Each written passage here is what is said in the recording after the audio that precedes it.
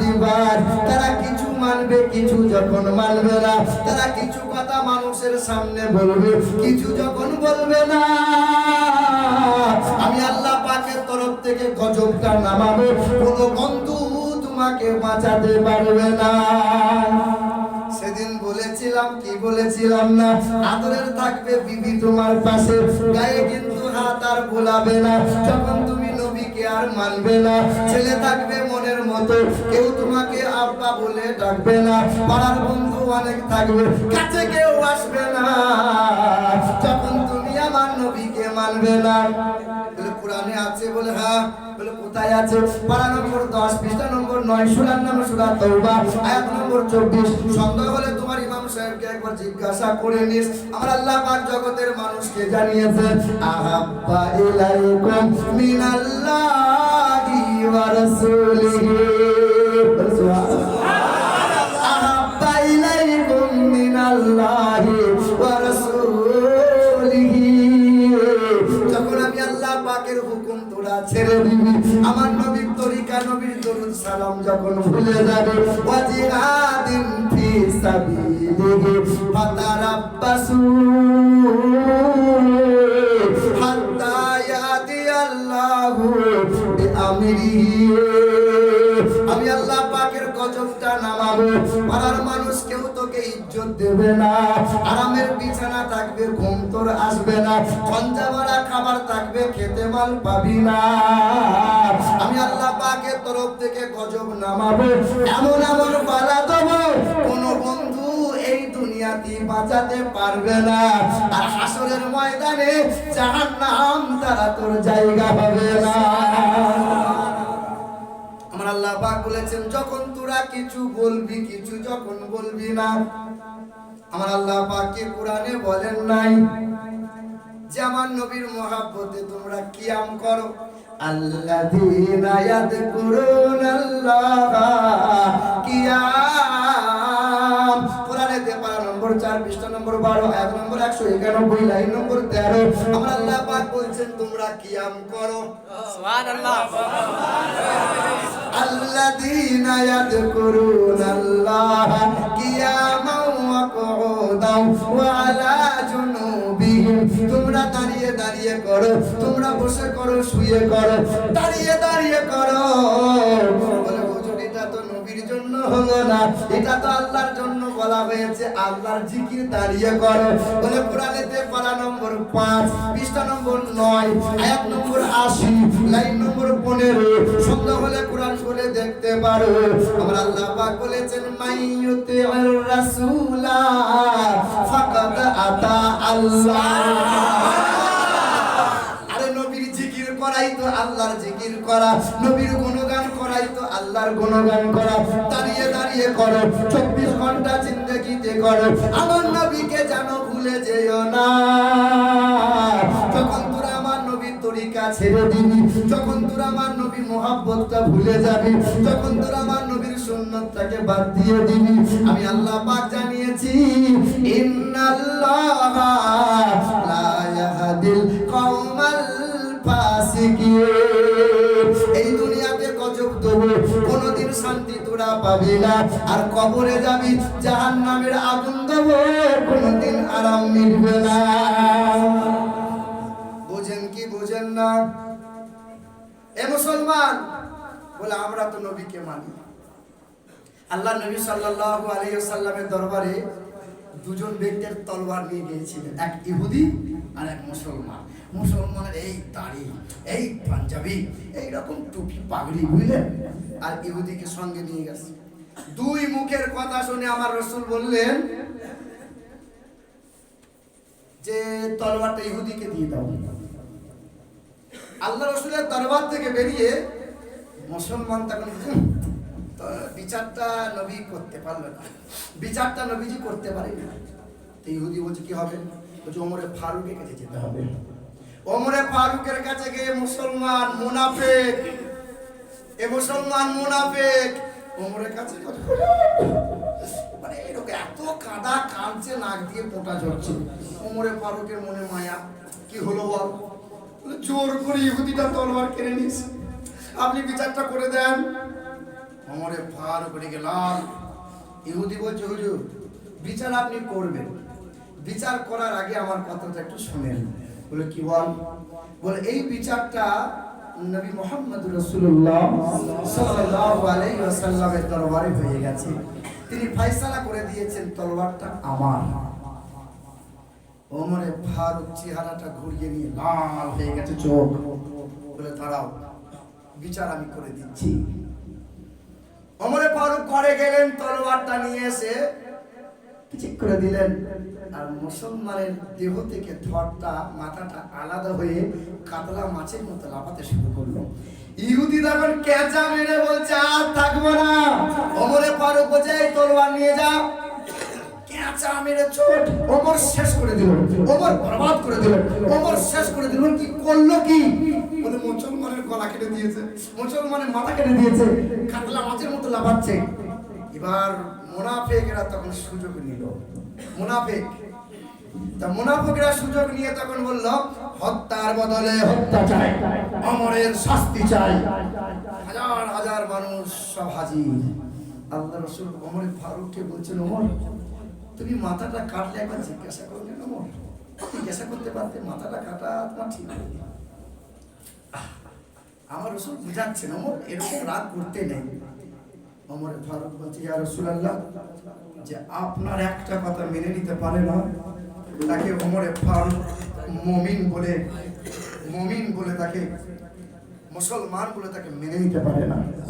ওমর ফারুকের কথাটা বলতে দেরি জিবরিল ফেরেশতা এসে হাজির।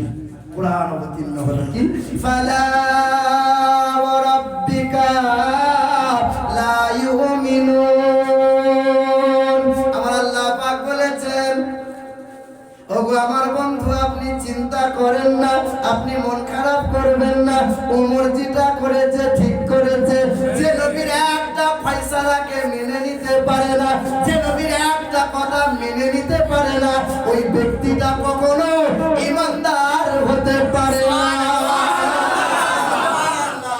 একদম সমাজ। এবার চিন্তা করে দেখেন আপনার সমাজের মানুষ, নামাজ পড়বো আমি, রোজা রাখবো আমি, কিন্তু আমার আল্লাহ পাক রব্বুল আলামিন বলেন বান্দা কোরআন কি পড়ো নাই?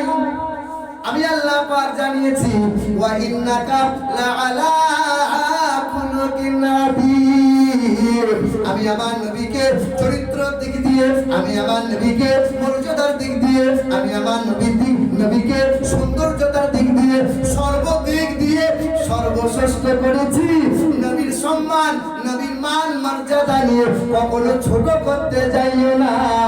ও কুল্লিম বাদা যালিকা জালিম। কোরআনেতে পারা নম্বর 29, সূরার নাম সূরা কালাম, পৃষ্ঠা নম্বর 4, লাইন নম্বর 6, আয়াত নম্বর 10। আমার আল্লাহ পাক জানিয়ে দেয়, যখন তোমরা দেখবে তোমার পাড়ার মানুষেরা নবী করতে চাই না, নবীকে ছোট করতে চায়, নবীকে নিয়ে তর্ক করতে চায়, নবীকে নিয়ে বাহাস করতে চায়, তোমরা বলে দিও তুমি বলে জারদ সন্তান, হালালি সন্তান না।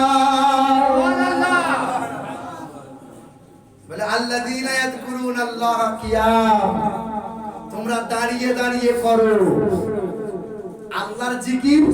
মাইয়ুতির রাসূল ফাকাত আতা আল্লাহ। নবী মুস্তাফার জিকিরটাই আল্লাহর জিকির, নবী মুস্তাফার গুণগান আল্লাহর গুণগান। ইন্নাল্লাযীনা ইউবাইউনাকা ইন্নামা ইউবাইউনাল্লাহ।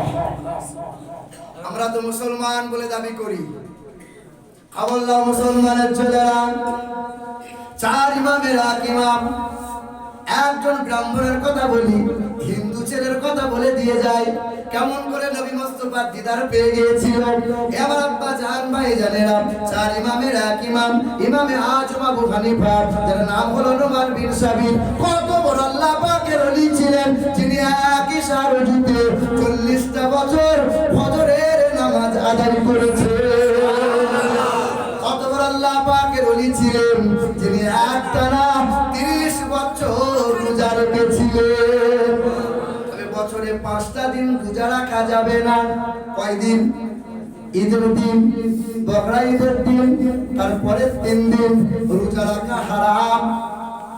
ইমামে আজম আবু হানিফা ফরজ সুন্নত নফল রোজা রেখে 30টা বছর কাটিয়েছিলেন। হুজুর আমার জাহিরি জিন্দেগিতে 56 বার হজ পালন করেছেন।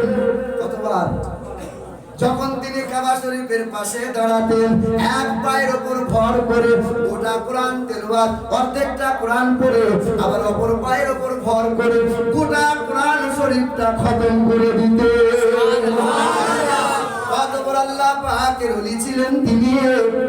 এক ইশার ওজুতে হুজুর আমার বাড়ি চলে যেতেন, ছিঁড়াফাটা পোশাকটা পরে নিতেন, মসজিদে চলে আসতেন, দরজা জানলা বন্ধ করে দিতেন। আল্লাহর ওলি 2 রাকাত নফল নামাজের নিয়ত করতেন, আর 2 রাকাত নামাজি আমার ইমামে আজম আবু হানিফা গোটা কোরআন তেলাওয়াত করে দিতেন। মুসলমান যখন তিনি ইবাদতে মশগুল হতেন, ওই পাশের বাড়ি একটা হিন্দুর ছেলে ছিল, ও মুসলিম ছেলে, হিন্দু ছেলে ঠাকুর পূজা করত, দেবদেবীর পূজা অর্চনা করত, আল্লাহর ওলি নামাজ পড়তেন। ছেলেটা সন্ধ্যা হয়ে যেত, বড় বড় বোতল নিয়ে এসে শরাব পান করত, মদ পান করত, মদ পান করে শোরগোল করত, চিৎকার করত। আমার আল্লাহর ওলির বড় অসুবিধা হয়, মানা করে কিন্তু যুবক শোনে নাই। এই আমার শিক্ষিত আব্বা জান ভাই জানেরা, 4 ইমামের এক ইমাম ইমামে আজম আবু হানিফা মানা করেন, কিন্তু হিন্দুর ছেলে শোনে না। এখন আপনাদের গ্রামে মুসলমানের ছেলে খায় কি খায় না? কথা বলেন না, মনে হচ্ছে সব ফেরেশতা। খায় না। يسألونك عن الخمر والميسر قل فيهما إثم كبير ومنافع للناس। মদ পান করা, লটারি কাটা, জুয়ার আসরে বসা কাবিরা গুনাহ, সমপরিমাণ গুনাহ। এ গুনাহ সহজে ক্ষমা হবে না। আজ থেকে মসজিদে বসে তওবা করে নেবেন। যারা মদ পান করেন, লটারি কাটেন, জুয়া খেলেন, আজ থেকে তওবা করে নেন, ইনশাআল্লাহ কাটবো না। জোরে বলেন ইনশাআল্লাহ কাটবো না। 2-10টা মানুষ বললেন, বাকি মনে মনে চিন্তা করি ইনশাআল্লাহ আমি তো বলছি না, কাল থেকে তো কাটবো, তাই তো নাকি? জোরে বলেন ইনশাআল্লাহ কাটবো না। মদ জুয়া লটারির আসরে বসবো না, ইনশাআল্লাহ। নারে তাকবীর, নারে রিসালাত। মুসলমান তো আল্লাহর ওলি মানা করেন কিন্তু শোনে না। হঠাৎ কয়েকদিন পার হয়ে গেল, ওই মুসলিম হিন্দু ছেলের শোরগোল আর শোনা যাচ্ছে না। আল্লাহর ওলি ইশরাকের নামাজটা পড়ে সকালবেলায় চলে গেলেন। সকালবেলায় যাওয়ার পরে দরজায় খটখটায় আওয়াজ দেয়। এক মহিলা দরজা খোলে। কি ব্যাপার? বলে আমি তোমার প্রতিবেশী। বলে আমি ওনার স্ত্রী। বলে তোমার স্বামী কোথায়? বলে আমার স্বামীকে জেলে বন্দি করে দিয়েছে। এত মাতলামো করে, পাড়ার মানুষ অতিষ্ঠ হয়ে পড়ে। আল্লাহর ওলি সঙ্গে সঙ্গে আর দেরি না করে দৌড়ে দৌড়ে চলে গেলেন, বাদশার দরবারে চলে গেলেন। বাদশা আল্লাহর ওলিকে দেখে তাজিম জানালেন, দাঁড়ায় গেলেন। বলে কি ব্যাপার? বলে আমার এক প্রতিবেশীকে ধরে দিয়ে এসেছি। আল্লাহর ওলির খাতিরে মহাব্বতে সঙ্গে সঙ্গে প্রতিবেশীকে মুক্তি দেয়া হলো, জেল থেকে আজাদ করে দেয়া হলো। আল্লাহর ওলি বাড়ি চলে এলেন। ওই মাতাল হিন্দু ছেলেটা ও মুসলিম ছেলেটা পা পা করে যায়, আর মনে মনে চিন্তা করে আমাকে ছাড়ানোর জন্য এক মুসলমান ধর্মগুরু আসে, হিন্দু ছেলে আসে না, আমার জাতি ভাই কেউ আসে না। আল্লাহর ওলি বাড়ি চলে যাওয়ার পর এই হিন্দুর ছেলেটা বাড়ি গেলেন, বিবিকে সঙ্গে নিলেন, গোসল করে নিলেন, পাক ও পবিত্র হয়ে গেলেন। ও মুসলিম ছেলেটা আল্লাহর ওলির দরবারে চলে গেলেন। আল্লাহর ওলির দরবারে যাওয়ার পরে ক্ষমা চাইলেন, আমাকে মাফ করে দাও, আমাকে মাফ করে দাও। বলে যুবক আর দেরি নয়, মাফ যদি চাইতে হয় এক আল্লাহ আর রাসূলুল্লাহর দরবারে চলে যাও। সঙ্গে সঙ্গে হিন্দু বা মুসলিম ছেলেটা কালেমা লা ইলাহা ইল্লাল্লাহ মুহাম্মাদুর রাসূলুল্লাহ কালেমা পড়ে মুসলমান হয়ে গেল। ওই মুসলিম ছেলেটা রাত যায় দিন আসে শুধু নবী মুস্তাফার দরুদ পড়ে, রাত যায় দিন আসে নবী মুস্তাফার মহব্বতে দরুদ পড়ে, আর কোনো জিকির নাই, আর কোনো আজকার নাই। রাত যায় দিন আসে শত শতবার দরুদ পড়ে। ওই ছেলেটা মাথায় টুপি নেয়, গালে দাড়ি রেখে দিয়েছে, সুন্নতি পোশাক পরেছে, সকাল বেলায় ছুটে ছুটে আল্লাহর ওলির দরবারে হাজির হয়। কি ব্যাপার আজ কেন খুশি খুশি মন? বলে হুজুর কিছু কি আর বলবো, আজকে এমন একটা সংবাদ নিয়ে এসেছি। আজ ভোর রাত্রিতে দুজাহানের বাদশাহ জানাবে মুহাম্মদ রাসূলুল্লাহ সাল্লাল্লাহু আলাইহি ওয়াসাল্লামের দিদার পায়। কিসের কারণে? দরুদ আর সালামের কারণে। হে মুসলমান, আজকে আমরা মুসলমান যারা বলে দরুদ সালাম আমরা পড়বো না। নামাজ আপনি পড়েন, দরুদ সালাম পড়তেই হবে আপনাকে। এবার আপনাকে একটা বিষয় মনে করাই, আমার নবী যখন মিরাজে গিয়েছিলেন আল্লাহ পাক বলেছেন হাবিব কি নিয়ে এসেছেন আমার জন্য? আমার নবী কি দিয়েছিলেন গো? আত্তাহিয়াতু লিল্লাহি ওয়াস সালাওয়াতু ওয়াত তাইয়্যিবাতু। আমার আল্লাহ পাক জবাবে বলেছিলেন আসসালামু আলাইকা আইয়ুহান নাবিয়্যু ওয়া রাহমাতুল্লাহি ওয়া বারাকাতুহু। ওগো নবী আপনাকে সালাম, আপনার উপর রহমত এবং বরকত। নবী আমার চুপ করে আছেন, কথা বলে না। নবীর মনটা খুশি খুশি না। সেদিন আল্লাহ পাক জিজ্ঞাসা করেছিলেন হাবিব আপনাকে সালাম দিলাম, রহমত দিলাম, বরকত দিলাম, মনটা কেন খুশি না? বলে রাব্বুল আলামিন আমি যখন মিরাজ থেকে ফিরে যাব উম্মত উম্মতিকে খুশি জন্য কি দেব? সঙ্গে সঙ্গে আমার আল্লাহ পাক বলেছিলেন আপনার সালিহিন উম্মত উম্মতিকে আমি আল্লাহ পাকের তরফ থেকে সালামটা দেবেন আসসালামু আলাইনা ওয়া আলা ইবাদিল্লাহিস সালিহিন। সুবহানাল্লাহ। সেদিন আসমানের ফেরেশতারা খুশি হয়েছিল আর বলেছিল আল্লাহ মুসা নবীকে দেখেছি, আপনার সাথে যখন কথা হয়েছে উম্মত উম্মতিকে ভুলে গেছে। ঈসা নবীকে দেখেছি, ইব্রাহিম নবীকে দেখেছি, আজ আমার একটা পয়গম্বর দেখলাম সেনাকে সালাম দেয়া হয়েছে, রহমত বরকত দেয়া হয়েছে, তারপরে উম্মত উম্মতিকে ভুলে না। আসমানের ফেরেশতারা বলেছিল আল্লাহ আশহাদু আল্লা ইলাহা ইল্লাল্লাহু ওয়া আশহাদু আন্না মুহাম্মাদান আবদুহু ওয়া রাসূলুহু। এবার বলেন আমার আল্লাহ পাক আমার নবীকে কি দিয়েছিলেন? কত ওয়াক্ত নামাজ দিয়েছিলেন? কথা বলেন না। আমার নবী 50 ওয়াক্ত নামাজ নিয়ে কার কাছে দাঁড়ালেন? কথা বলেন। মুসা নবীর কাছে। ষষ্ঠ আসমানে মুসা নবীর সাথে দেখা হলো। মুসা নবী বলল ইয়া রাসূলুল্লাহ আপনার উম্মত উম্মতি পারবে না, জান কমিয়ে নিয়ে আসেন। আমার নবী আবার গেলেন, আবার আমার আল্লাহ 45 দিলেন, আবার মুসা ফিরিয়ে দিলেন, নবীকে 40 দেয়া হলো। 35 থেকে 30, 30 থেকে 25, 25 থেকে 20, 20 থেকে 15, 15 থেকে 10, শেষে ঠেকলো কত? মুসা নবী বলেছিল আপনার উম্মত উম্মতি পারবে না, কমিয়ে নিয়ে আসেন। আর আমার আল্লাহ 50 ওয়াক্ত দিলেন। যিনি দিচ্ছেন তিনি কি জানেন না আমার হাবিবের উম্মত উম্মতি এত পারবে না? আল্লাহ কি জানেন না? তাহলে জেনে শুনে দিলেন কেন? আর মুসা নবী বলেছেন জান আপনার উম্মত উম্মতি পারবে না। যে নবীকে সৃষ্টি না করলে কিছুই সৃষ্টি হতো না, সেই নবী মুস্তাফা কি জানেন না আমার উম্মত উম্মতি এত বুঝা বইতে পারবে না? মুসা নবী ফিরিয়ে দেয়, আল্লাহ 5 করে কমিয়ে মুসার কাছে পাঠায়। কারণটা কি ভেবেছেন কখনো? এ আমার আব্বাজান ভাইজানেরা, আপনি দরুদ সালাম পড়েন না, একবার চিন্তা করে নেন। আমার আল্লাহ পাক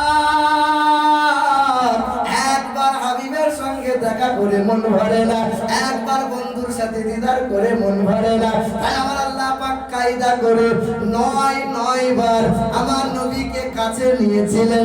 যতবার নবীকে কাছে নিয়েছেন, ততবার নবীর দিদার করেছেন, ততবার আমার নবীকে দরুদ আর সালাম দিয়েছে। আর একটু জোরে বলবেন সুবহানাল্লাহ। আল্লাহুম্মা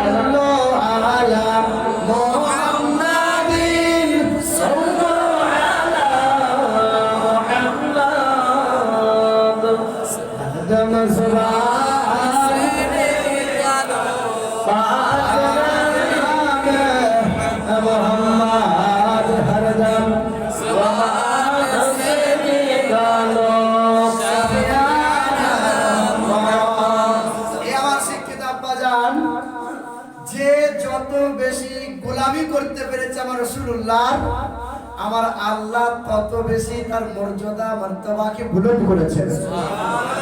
আমার নবী মুস্তাফার সাহাবাদের সংখ্যা কত জানা আছে আপনাদের?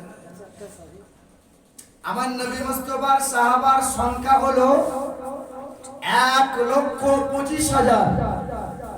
অনেক কিতাবে রয়েছে 1,15,000, অর্থাৎ কম বেশি 1.5 লক্ষ সাহাবা।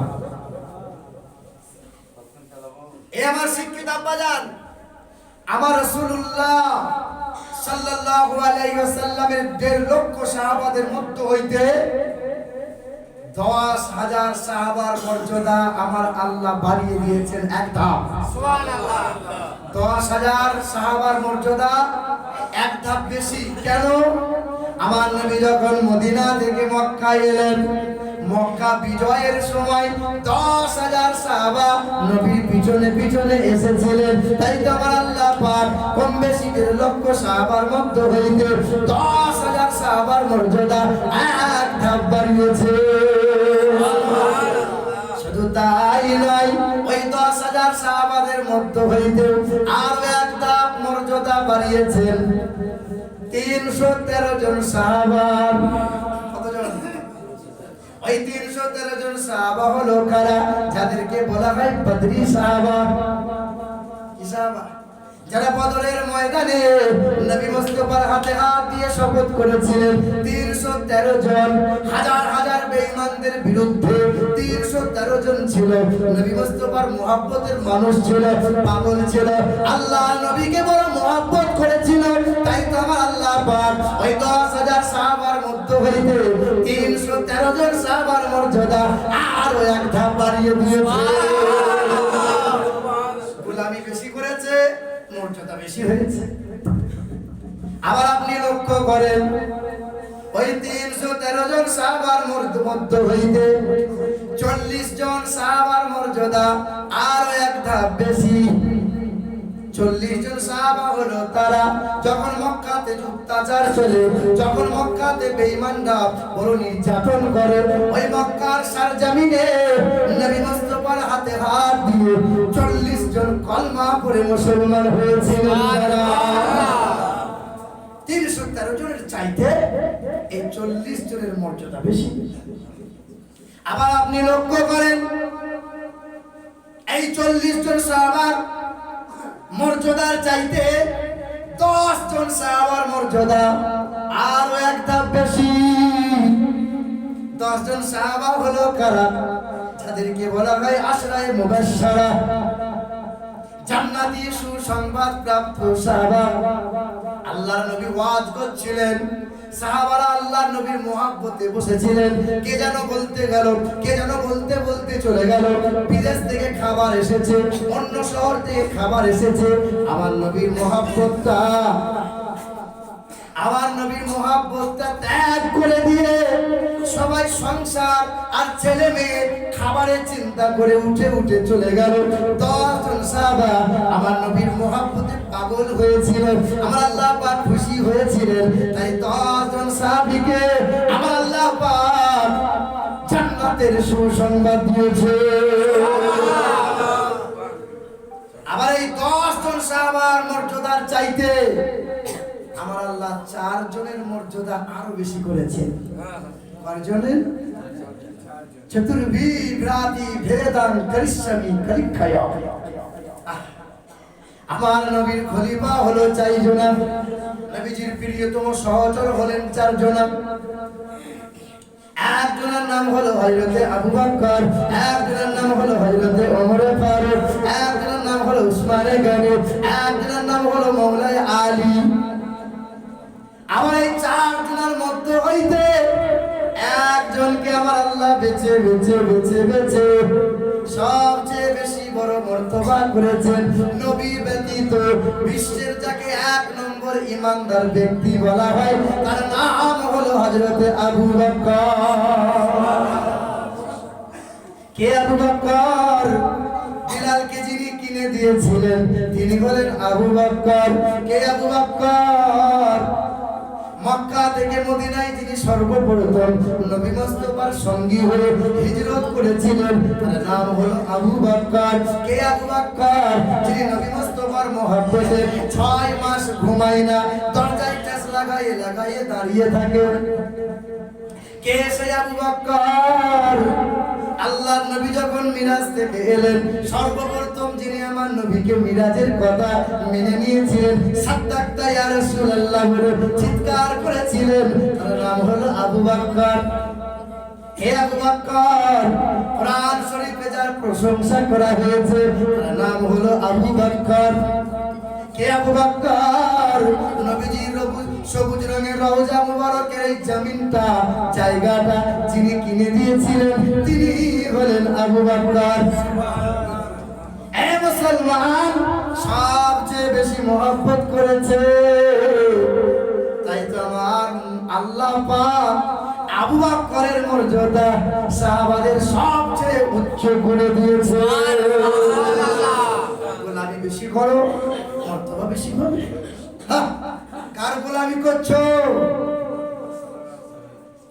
গোলামি করো তো নবী মুস্তাফার গোলামি করো, পায়রবি করো তো নবী মুস্তাফার পায়রবি করো।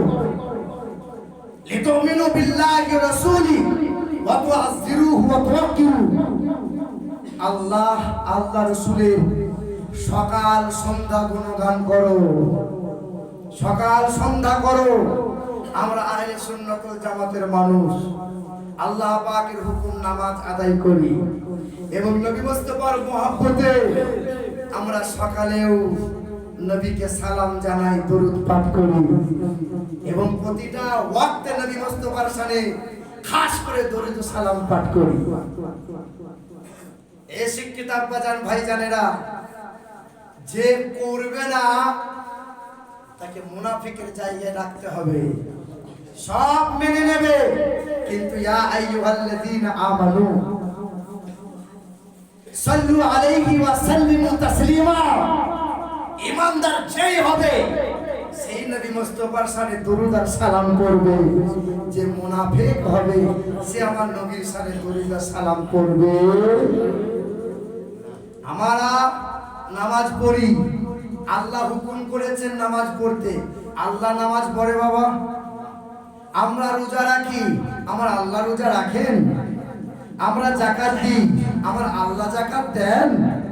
কিন্তু আমার আল্লাহ একটা কাজ করেন, ইন্নাল্লাহা ওয়া মালাইকাতাহু, আমি আল্লাহ এবং আমার ফেরেশতারা ইউসাল্লুনা আলান নবী, নবী মুস্তাফার উপর দরুদ আর সালাম পাঠ করেন। সুবহানাল্লাহ।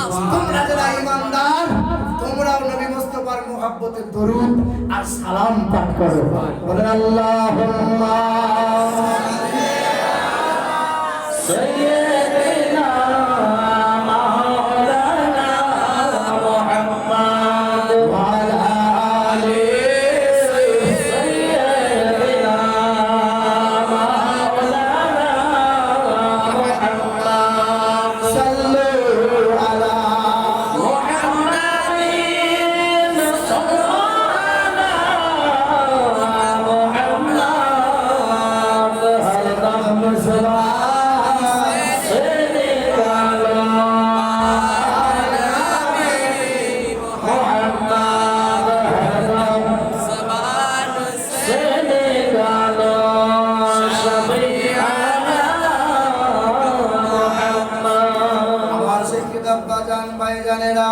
বারবার বলতে মন যায়, ওই বাংলাদেশের একটা ব্রাহ্মণের কথা বলে দিয়ে যেতে যায়। যে ব্রাহ্মণটা আল্লাহ পাকের ওলি হয়ে গেছে একটাই কারণে, নবী মুস্তাফার গোলামি করে। যার বাবার নাম হলো শশীকান্ত ভট্টাচার্য, ছেলেটার নাম হলো সুশান্ত ভট্টাচার্য। ঢাকা বিশ্ববিদ্যালয় থেকে তমরামি কমপ্লিট করে নিয়েছিল। চাকরি তালাশ করে করে করে করে বেড়ায়, চাকরি যখন তার নসিবে জুটলো না, ওই ব্রাহ্মণ ঘরের ছেলেটা কি করেছিল বাবার কাছে এসে বলল, বাবা আমি ব্রাহ্মণ হব। চাকরি যখন জুটলো না, বাবা যজ্ঞ করে গলায় পইতে ঝুলিয়ে দিল। ছেলেটা ব্রাহ্মণ হয়ে গেল, মণ্ডপে মণ্ডপে পূজা অর্চনা করে। ওই ছেলেটা জানতে পারে পূজা অর্চনা করার পরে সন্ধ্যাবেলায় যখন বেদ পুরাণ পড়ে পড়ে পড়ে জানতে পারে একমাত্র দাবিদারি যদি করতে হয় আমসন্তা সরতি শতপতি মারমেহে মে গপ্তষ্টা সুরমাগে দশনে সহিন সুবিষ্ণু নমস্তিকে লা ইলাহা হরতি পাপম ইল্লু ইলাহা পরম পদম জন্ম বৈকুণ্ঠ পরবাপ ইনতীত জপি নামে মুহাম্মাদান না দ্বিতীয়ম না তৃতীয়ম চতুর্থ না পঞ্চমতে না পঞ্চম না ষষ্ঠম সপ্তম না পঞ্চমতে না অষ্টম না নবম দশম না পঞ্চমতে।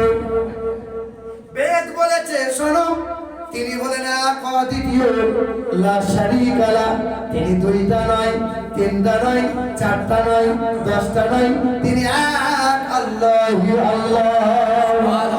আসমানের মালিক কে? জমিনের মালিক কে? হায়াত মওতের মালিক কে? আমার আপনার মালিক কে? আনন্দের মালিক কে? নিরানন্দের মালিক কে? আস্তি হয়ে গেল আল্লাহি আল্লাহ। আর তিনি হবেন জগৎ গুরু, যিনি জীবনে কখনো কোনোদিন একটাও মিথ্যা কথা বলবেন।